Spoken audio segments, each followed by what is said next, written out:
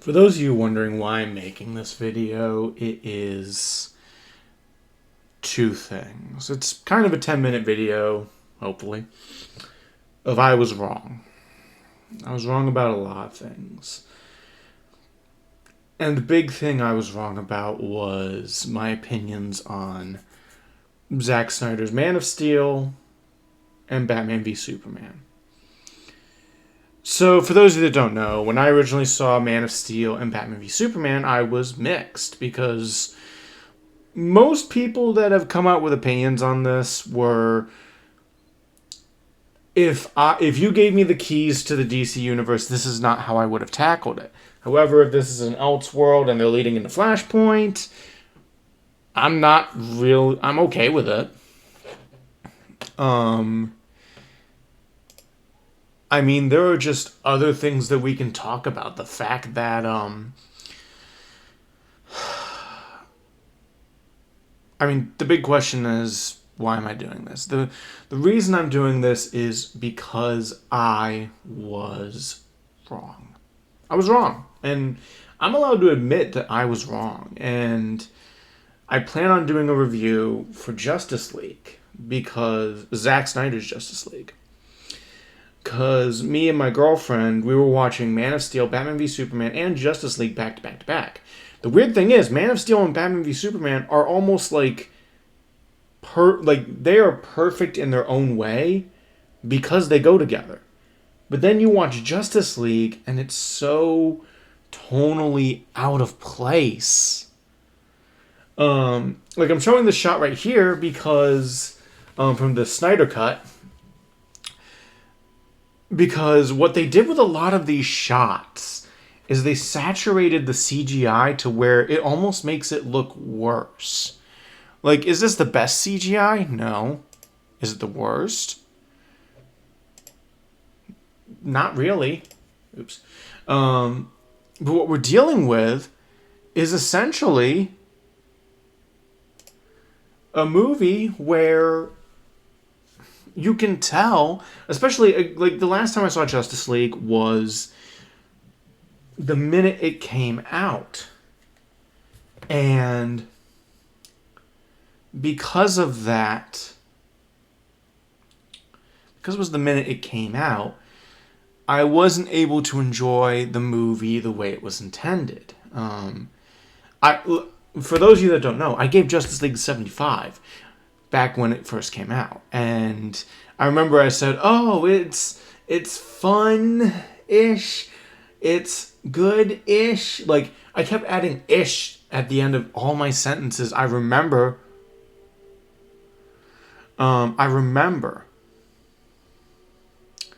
And the biggest issue with Justice League, watching it now, is kind of the same issue I had with Batman v Superman, but worse.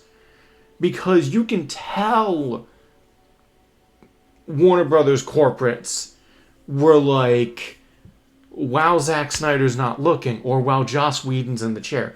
I don't know when it happened, but it happened between point A and point B of when the movie was being made. They were like, let's hack this up to the point where it doesn't have an identity. And that is the biggest issue with this movie. It has zero identity. To where the trailer I'm showing you right now has more of a personality than what I saw. So what are my big issues with Justice League? And I can easily sum these up into 3 parts. I already said the first one, which is it's choppy. The second one can be summed up by one character and one character only. And he is what really ruined it for me. Like, rewatching it.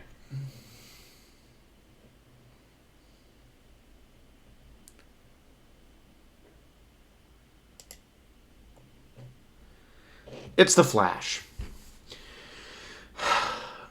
I'm not saying the Flash is terrible in the movie, but you can tell, like, when you're listening to the...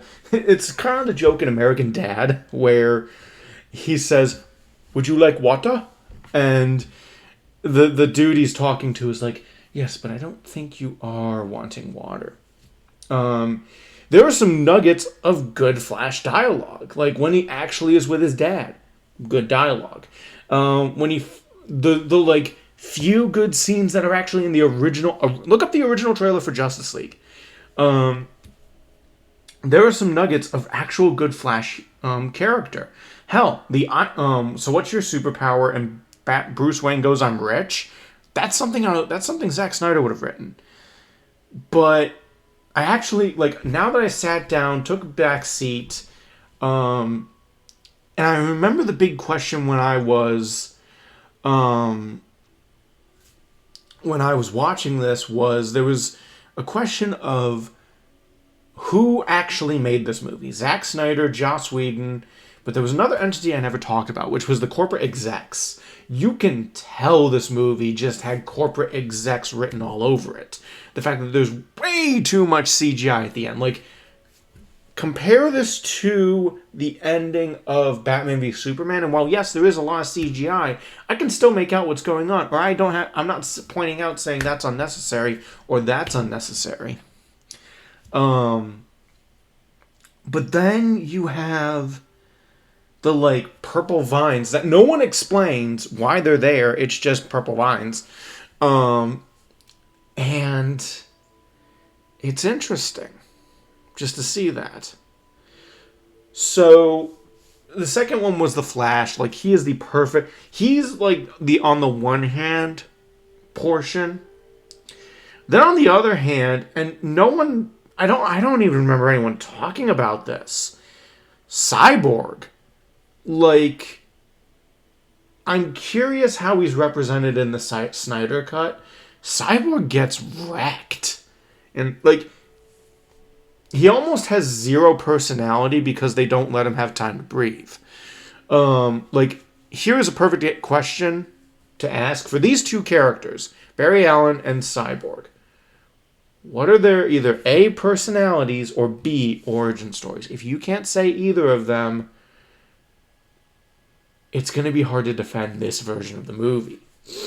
And apparently, from what I've heard, they added everything that was supposed to be like Cyborg's origin story, flashbacks to the past. Because apparently, Zack Snyder took a lot from like the Justice League War arc, which I always said was a good way to tackle because he always tackled a lot of the New 52. He tackled comic book arcs he wanted to do, but with that New 52 flair. And while the New 52 isn't the greatest, I'll be honest, it's good for movies. Like, that's the best way to handle movies right now, is to use the New 52. So,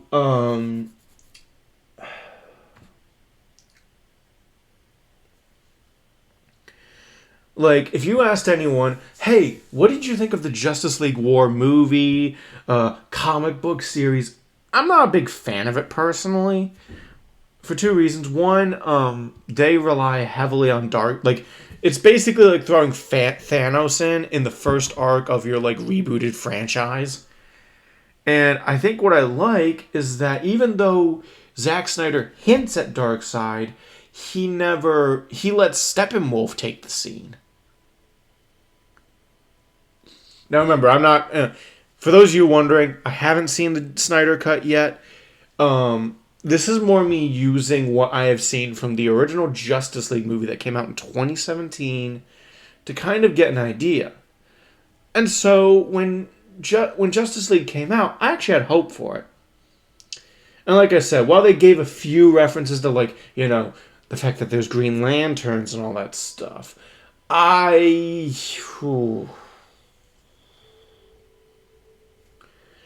it is... yeah. Another issue that I had was, like I said, the coloration. The coloration of Justice League is very weird. Like, the perfect shot is the one where there we go. This scene right here. Now, fun fact, this is Darkseid.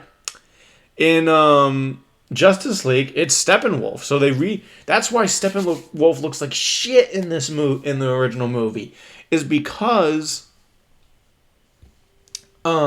It was originally Darkseid, and they were going to explain Darkseid and Apocalypse and all that stuff. But do you see this archway? So what they did to kind of like say, hey, we're trying to be like Marvel. Come on, we're going to be like Marvel. They added like almost a filter over it, almost a film, to where there is more red superposing it. And it made it look weird.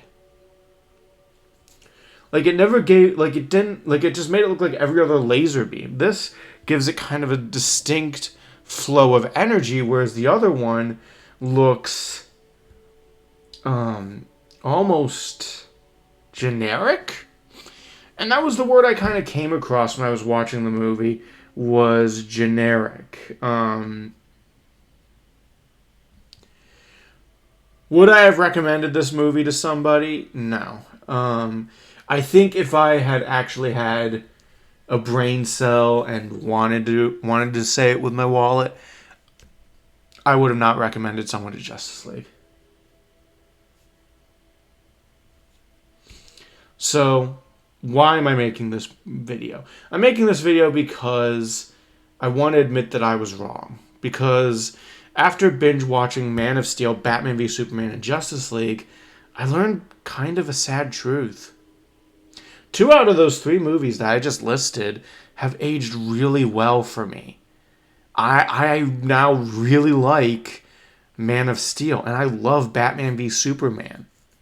Granted, it's the Ultimate Edition, but I think that was the intention. If you're going to love any of them, it's going to be the Ultimate Edition. Versus, on the other hand, Justice League, it aged terribly. And it's not because of any of the controversy surrounding it. It's because it's not a good movie. Like, there is no plot consistency here.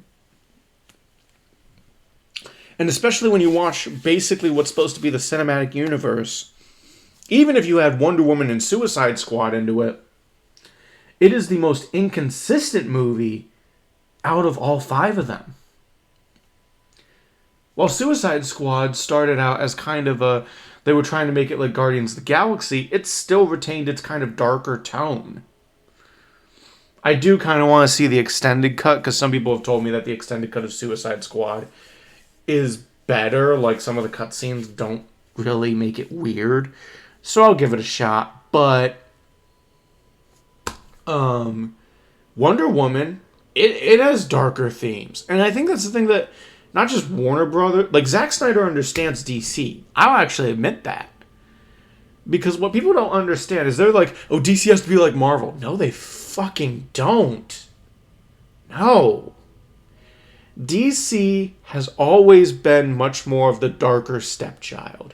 Look at the War of Jokes and Riddles. That comic book, that arc alone is not made for kids. Meanwhile, Daredevil's going off and trying to stop the Kingpin from becoming president in Marvel Comics at that same year. There was a reason why I always got into DC Comics, and it was because, whereas with Marvel Comics, it always kind of reflected what was going on in the world today, which, not gonna lie, while I gave it props, it still was frustrating at times. DC, on the other hand, really enjoyed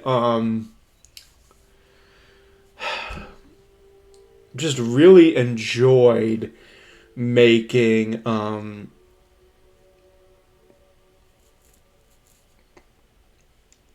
their own stories. They didn't, because Central City isn't a real city, because Gotham City isn't real, they could do whatever they wanted to. And that's why, like, when people at first complained about Man of Steel being way too destructive, I go, didn't we just watch Dark Knight's death metal and half the world's destroyed? Like, the DC universe gets destroyed almost on the reg. The DC universe is more like a Final Fantasy game. It's not funny. It's not funny at all, dudes.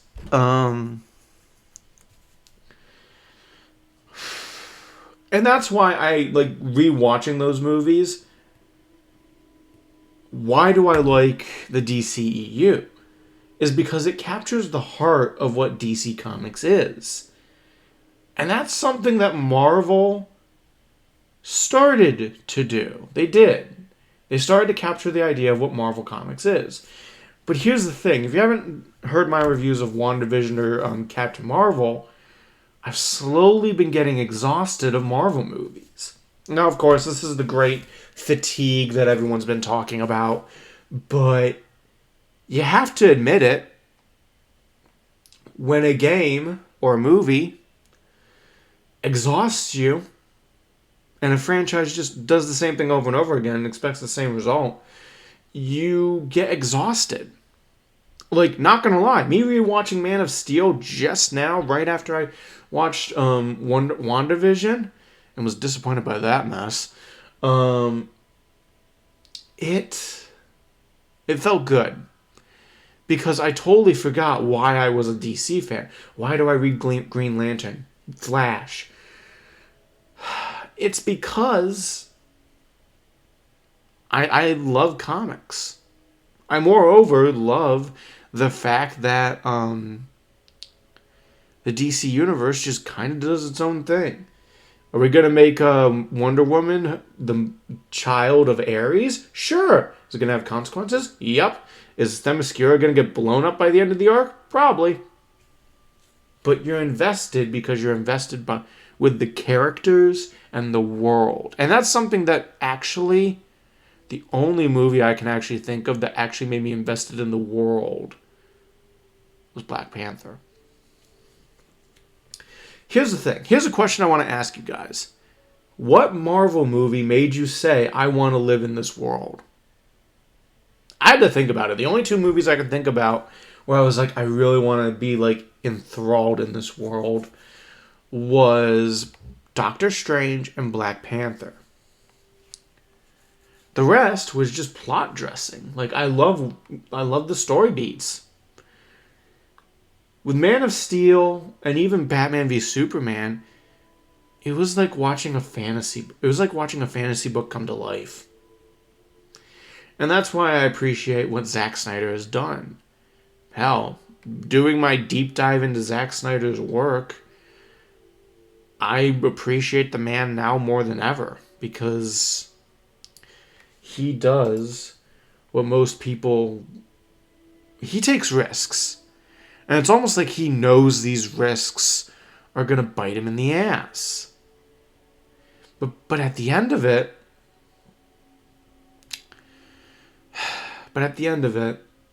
it's almost like he knows. Because I'm like, watch Man of Steel. Notice that the Fortress of Solitude isn't the same old,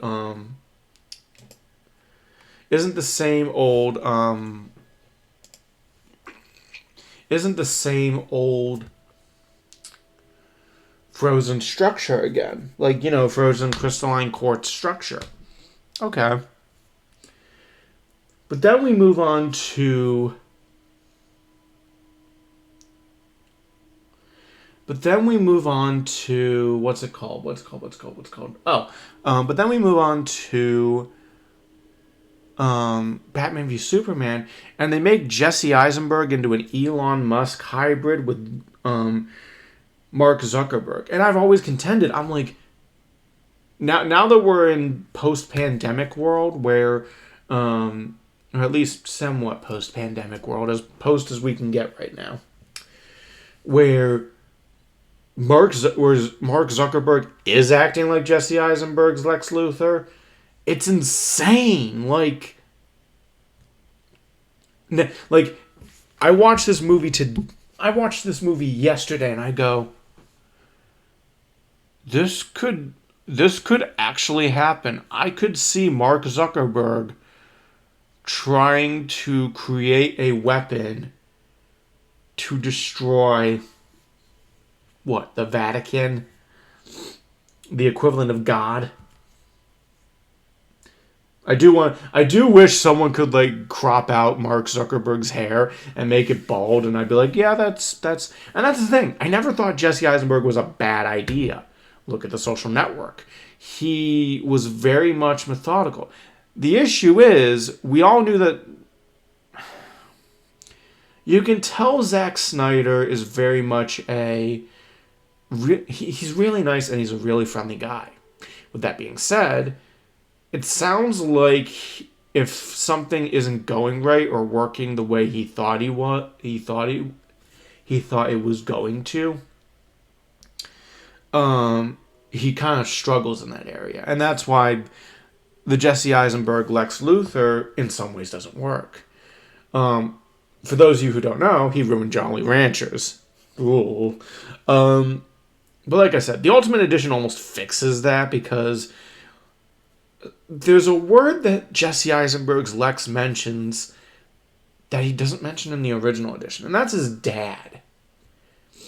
Like, you just think that he is the Lex in front of the corp, and so he's like, "Oh, yeah, that's me. I'm Lex Luthor." No, Lex Luthor died, apparently, like in the battle of Superman versus Zod. So do I think his movies are perfect? No, but it's weird. It's like if you told me to put on Watchmen or 300, they're the definition of escapist material.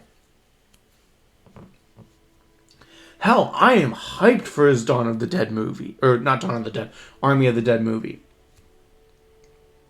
And I actually kind of want to see Zack Snyder with a low budget this time. Although some can argue 70 to 90 million isn't a low budget. I'm curious.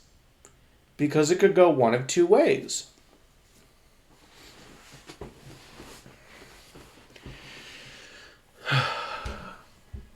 And while he took risks by killing off Superman in essentially the second movie of the franchise, strangely enough, if they're going for like the Injustice, anti-life Superman, I'm like, dude, fuck it, go for it. Like, go for it. Because I'm a big Injustice fan, and I kind of like regime-level Superman. But that's because I don't like Superman. Now, there are people who are Superman fans that I know hate that they're like trying to turn Superman evil like this quick. And I get that. And that's the thing. That's why I kind of can't wait to see this Justice League movie tomorrow. And I'm definitely going to give you guys a review. I'm excited. Like, I've never been so curious and excited at the same time, because I remember when Justice League came out and people are cutting their reviews with the reviews of what they had 4 years ago, where they said that if there was an extended cut, it's probably better than what we got. And yeah, like people think that just because it's an extended cut, you can't fix anything with it. And I would highly disagree with that. I would highly disagree because, one, it looks like when I was watching the Justice League movie, the script is entirely different. Like, you can tell this was rewritten last minute. Two, you can fix up the CGI. And three is very important. You can add scenes that give it more time to breathe. And that's something that Justice League didn't let you do. It didn't let you breathe. It thought that you needed to go from point A to point H to point 2 to point N in the span of 5 minutes. And that's not it. That's not fair to the audience. And half the stuff you had to know before going into the movie. So, do I blame Joss Whedon for this? No, I blame more the WB execs for this shit. Joss Whedon did the best he could with what he had. Which was, he was told to rewrite this movie, reshoot this movie with the scenes that they already had, and go from there. Why am I supporting the release the Snyder Cut movement? 2 reasons. One, because of the fact that during the production of Justice League, Zack Snyder lost his daughter, Autumn Snyder. And I am a full believer of if there is if you are given the opportunity to finish something, go finish it. And also, I've worked in the games industry, guys. I know movies are supposed to be expected to finish round one, but we've had Final Fantasy 15 where that game wasn't technically done until 2018, and that came out in like what 2016, 2017. So I'm so used to games never being fully done that when you tell me that Snyder Cut needed what 5 more years in the oven, that's fine. Do I think extended cut should be a little bit more of the norm? No. I do think this could be more of a norm where they make series out of movie plots, essentially. Kind of like what they're doing with WandaVision, the Snyder Cut. So that way things have more room to breathe. Because the biggest issue that corpos have is because they do not... they want to keep it at a certain runtime, between an hour and a half to 2 hours, so that way they can get that nice, juicy PG-13 demographic. They get that money, and the box office really speaks for itself. But on the other hand, with the Snyder Cut, because now it's going to be the headliner of HBO Max, next to Godzilla vs. Kong, I think those two things are going to be the double threat that will make HBO Max probably a new powerhouse. People have been comparing HBO Max to Disney Plus, and I actually think that's an unfair advantage because HBO Max is a bundle. It's a bundle with Cartoon Network and Adult Swim and Crunchyroll and so much more. But then Disney Plus is a bundle, and they kind of give most of their bundle to Hulu. Like, most of what I've been using is Hulu. I'd really like to see the Disney Plus numbers of users per day. Because even though they have 100 million subscribers, if they only get a peak of users per day when a Marvel show is out or when the Mandalorian show is out, I don't call that success. I call that market manipulation.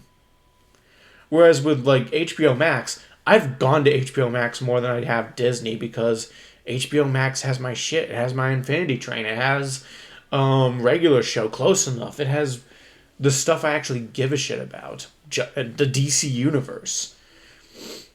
But anyway, that's besides the point. I'm going to let this trailer finish out while I finish you guys with the other stuff.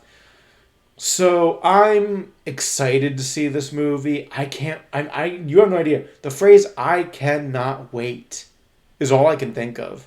Because I truly cannot wait to see what is in store.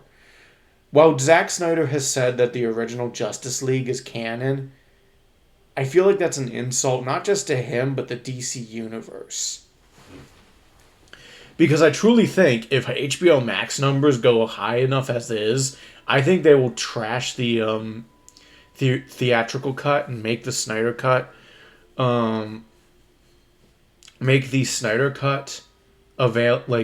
canon to where people can watch it. People can watch it, and then we get like a Snyder Cut Part 2. I want a Snyder Cut, or not a Snyder Cut Part 2, a Justice League Part 2. Because let's be honest, it all leads to Flashpoint. And if Flashpoint means we basically get into Rebirth or all the other movies, because everything's been connected now. And that's great. That's great. That's so great, man. Like, the fact that we got Ezra Miller showing up in The Flash, that's great. That made me happy. That Grant Gustin and Ezra Miller's Flash are canon. Do I think they're ever going to do it again? No. But at least we know that like the Flashpoint Paradox is going to streamline the DCEU. I mean, hell, you could technically say that the animated universe is part of the DCEU. And I think that's why they're going for this, the Worlds of DC where you have the DCEU, you have the DC Animated Universe, you have the CW Universe, you have the Justice League Dark Universe that it looks like they're working on that's very much like Defenders style. And it's interesting. So, I mean, DC looks like they're on a better path than when they started. That's my personal opinion. I think they should finish the Snyderverse. Like, basically, now we have the Snyderverse, then we have the DC. Then we have some other DC stuff. Like, I do want to see Black Adam. I do want to see, like, a Nightwing movie. Hell, have Batman have his own universe, like the Batman. But yeah, you know me. I'm a big Batman or big DC fan. And I can't wait for the future of DC. Because the fact that they gave Zack Snyder a second chance shows that there's a brighter future. Do I think he's going to work with DC after this? Maybe. I mean, he still has executive producer credit on a lot of the DC properties, which means they still keep him around. So, my personal... I have a bet, and if I am right about this, and I think I'm right about this, if the Snyder Cut like boosts their subscription numbers, they're not going to reach Disney Plus, and the reason why is not because Disney Plus is cheaper. It's not. You can technically make the case that, especially because they increase the prices right behind your back, Disney Plus is the same price right now, bundle-wise, as HBO Max. Oh, by the way, you also have to pay $30 to see Raya and Mulan. Whereas with Disney Plus, you get Snyder Cut for free. You get Godzilla vs. Kong for free. Do you see what I'm saying here? Disney, you can cancel this video, but I don't care. Anyway. I bet that this is going to be the thing that gives HBO Max a huge boost in subscribers. Especially because when you think of what's coming out from now until the end of the 1 month period, which is this, Godzilla vs. Kong, and Mortal Kombat, this is going to be the thing that makes them money until Suicide Squad comes out. And I can't wait for... Like, that's the thing. I can't wait for Suicide Squad. I can't wait to see The Flash, even though The Flash has been going through production hell. I do think the delay was needed. I think if anyone succeeded through COVID-19, it's the Flash movie. Because, dear God, I'm scared about that movie. Like, if there's no movie that made me scared than the Flash movie. I'm excited because... they're basically tying every DC movie together, which I'm happy for. But anyway, that's all I wanted to say. So this video is going to be called I Was Wrong About, and it's going to be the DCEU. I was wrong about the DCEU, and I remember each time a new movie came out, I was more hopeful than the last. If you like what you see here, please click the like and subscribe button. Don't forget to click that notification bell to make sure to know when more content comes out. We will be doing a live stream and probably a post-mortem on the Justice League movie on Friday, because me, my girlfriend, and a good friend of mine are going to be watching the Snyder Cut on Friday. I will also be watching it on Thursday, so I will have a good enough time to where I have digested it. And you guys will get that. So if you guys want to see the Justice League review, it will be on my live stream for Final Fantasy VII Remake Part 5 on Friday. That's all the time we have. We hope you guys have a good night. Peace.